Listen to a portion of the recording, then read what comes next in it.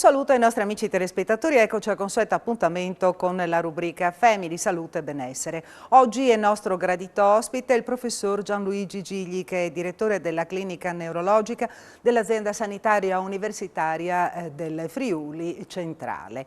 Tra l'altro ricordiamo che il professor Gigli è anche direttore della scuola di specializzazione appunto della facoltà di medicina, praticamente sì, medicina, sì, no? Nell'ambito del dipartimento medico, certo. Sì. Intanto buongiorno, grazie Buongiorno, per essere qui. per essere collegati. Sappiamo che il professor Gigli è reduce da praticamente da un congresso che si è svolto nei giorni scorsi proprio qui a Udine per parlare in generale di neurologia, di nuove tecniche e soprattutto per parlare del futuro, ma anche praticamente di quello che è stato fatto forse fra i primi in Italia, no? Il Neuro-Covid, quindi un qualche cosa specializzato, dedicato esclusivamente al Neuro-Covid. Da che cosa partiamo? Intanto come è andato il congresso, professore? Intanto diciamo che il congresso è stata una bellissima soddisfazione perché l'abbiamo voluto come un congresso che fosse certamente molto solido dal punto di vista scientifico, ma anche diciamo celebrativo e amicale. Perché dico celebrativo e amicale? Perché celebravamo i 30 anni di fondazione della clinica neurologica, di questo giovane Ateneo, di questa giovane facoltà di medicina, e i 25 anni della scuola di specializzazione appunto in neurologia. Sono già 25 anni sì, che c'è la scuola di specializzazione. E abbiamo voluto quindi anche fare una sorta di, chiamiamola rimpatriata se mi consente. Ma io mi ricordo quando avevate la sede a Gemona. Esattamente, ecco, io ricordo allora, no? Siamo stati fra i primi in esilio a Gemona sì. per diverso tempo, un esilio doloroso, ma diciamo adesso da alcuni anni siamo per fortuna rientrati in sede e abbiamo potuto anche sviluppare ma doloroso, professor Gigli, mi scusi, perché doloroso? Perché è difficile. Perché vi sentivate decentrati, non per il fatto dell'ambiente? No, no, non l'ambiente di Gemona, assolutamente, che ci ha accolto con grande calore. Anzi, perché è difficile poter lavorare in una disciplina che ha bisogno di tecnologie, sì. che ha bisogno di rapporti interdisciplinari, lavorare in una condizione di isolamento, in una situazione di deprivazione dal punto di vista tecnologico. Sono stati per noi anni molto difficili, tenendo conto che avevamo anche una responsabilità non solo clinica, ma anche appunto di produzione scientifica e anche una responsabilità formativa. Ciò nonostante siamo riusciti a formare dei giovani di primissimo livello e alcuni di questi è stato un piacere riaverli al convegno, provenienti da diverse parti, sono venuti da Londra, sono venuti da New York, sono venuti dalla Germania e gente che si è fatta grande strada davanti, che ha mostrato veramente dei livelli di qualità notevoli, competitivi a livello europeo, ed è stata per noi una soddisfazione poter dire, beh, questi li abbiamo formati noi. L'Ateneo udinese sta sfornando tante personalità da questo punto di vista, sì, perché ed i è un nostri numero che giovani sta si aumentando. Quest'anno sì.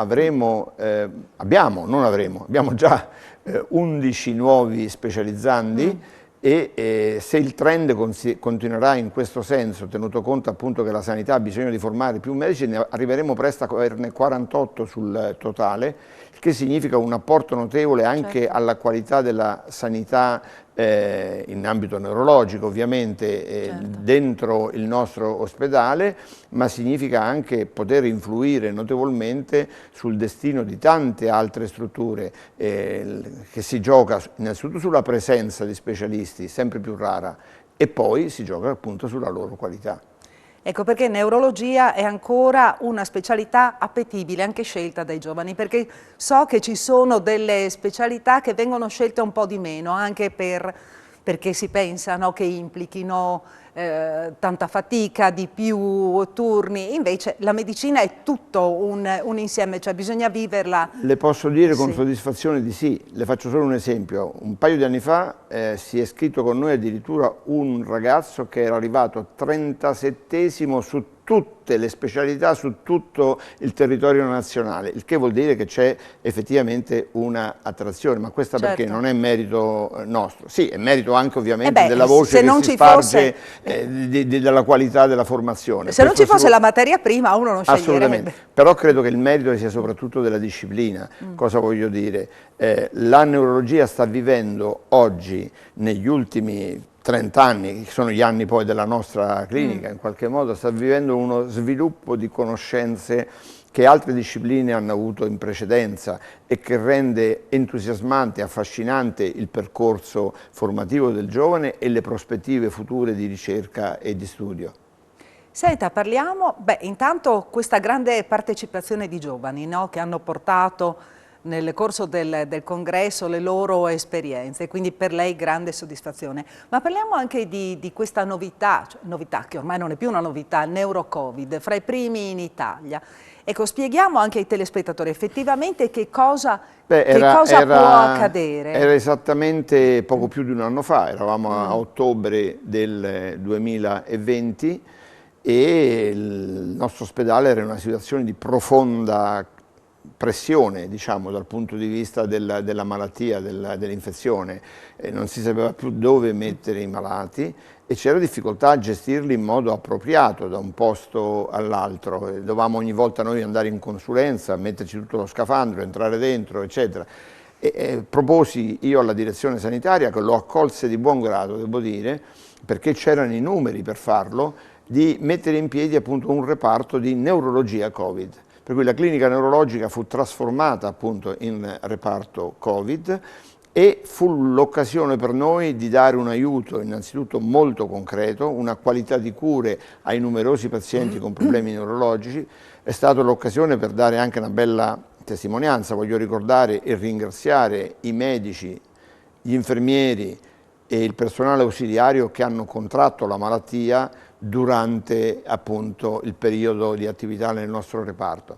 Ed è stata anche l'occasione però per fare una serie di osservazioni scientifiche che abbiamo ben pubblicato proprio perché c'era la novità, cioè era una malattia della quale si conosceva poco, che si pensava all'inizio fosse soprattutto una malattia respiratoria che poi andasse magari a danneggiare altrove, invece poi abbiamo scoperto essere anche una malattia del sistema nervoso proprio e della circolazione del sistema nervoso. Quali le conseguenze possibili e con quale percentuale possono presentarsi? Noi quello che abbiamo osservato in abbondanza, diciamo, sono stati i pazienti nei quali a causa del processo infiammatorio che si determinava, a causa delle alterazioni dell'endotelio, a causa delle modificazioni della coagulabilità del sangue, abbiamo avuto tanti ictus e gravi ictus legati proprio al Covid. Poi abbiamo avuto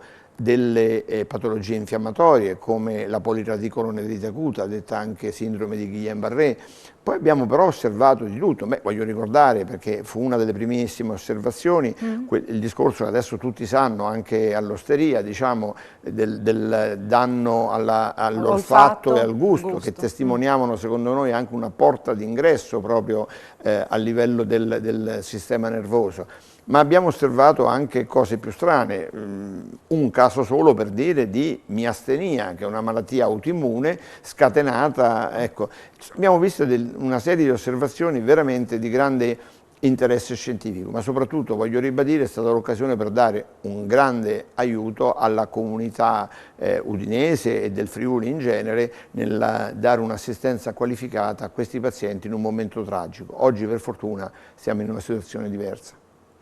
Patologie che in molti casi anche rientrano, chiaramente non nei casi più gravi, però... No, certamente rientro, anche se stiamo osservando e abbiamo attivato anche per questo un ambulatorio ad hoc che abbiamo chiamato di long Covid e post Covid, come alcuni di questi sintomi purtroppo fanno fatica ad andare via, non solo quelli dell'olfatto e del gusto, ma per esempio stiamo osservando alcuni problemi di declino cognitivo, quindi problemi delle funzioni cognitive legato appunto alla malattia, ed è un'osservazione insomma importante secondo me. Stiamo osservando le cefalee post-Covid, che si protraggono anche queste in pazienti che magari non soffrivano precedentemente di cefalea. E poi ci sono ovviamente gli esiti a distanza. Se uno ha avuto l'ictus certamente si porta appresso anche problemi di riabilitazione, se ha avuto la poliradicolonefrite altrettanto e così via. Ci sono stati anche i danni neurologici, questi non legati direttamente alla malattia, ma legati alla gravità, diciamo, della malattia, nel senso che nei pazienti che hanno richiesto lunghi periodi in terapia intensiva abbiamo osservato poi i danni ovviamente legati a questo tipo di soggiorno che gli ha salvato la vita, ma certamente ha lasciato poi tracce. Ecco. Professor Gigli, per concludere, la neurologia, le terapie del futuro. Ma noi ci stiamo lavorando in questo momento soprattutto su tre ambiti. L'ambito appunto dell'approfondimento delle malattie neurodegenerative, su cui si stanno facendo conoscenze interessantissime che riguardano il cosiddetto misfolding delle proteine, cioè l'alterata conformazione delle proteine che poi vanno a depositarsi e danno con l'accumulo il danno neuronale e danno quindi la malattia neurodegenerativa. Il secondo ambito su cui stiamo lavorando tanto, anche grazie al rientro di un nostro giovane medico da Lione, dove ha lavorato per 3 anni, stiamo lavorando molto in campo neuroimmunologico. L'immunologia ha avuto a che fare certamente anche col Covid, ma è un discorso che va molto al di là di questo, riguarda per esempio, che ne so, anche le sindromi paraneoplastiche, per dirne alcune, riguarda molte malattie post-infettive e infine stiamo avviando da tempo e con soddisfazione al momento l'ambito della nutrizione, che ha a che fare poi con i processi dell'infiammazione e della degenerazione stessa,